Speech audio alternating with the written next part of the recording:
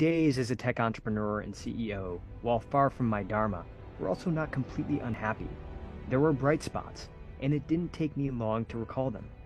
The first thing that came to mind was pitching Rise to potential investors. For a long stretch, my days were just one presentation after another. I know a lot of people find this stressful, but I was enjoying getting up in front of groups. I remembered one meeting in particular. The investors seemed disinterested, checking their watches and phones while I spoke.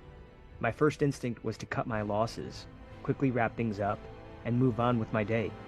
Instead, I decided to try something different. I told them a story. When I was a kid and my dad was in his mid-40s, he was overweight and in poor health. One day, we had to rush him to the hospital for an emergency open-heart surgery.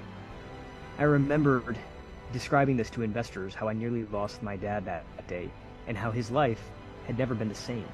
Inside that boardroom, I experienced every bit of emotion I felt at 11 years old, standing next to Dad's hospital bed.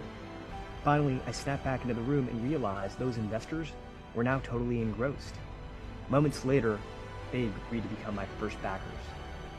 That day, I realized the power of a heartfelt story, what it meant for others, and what it meant for me.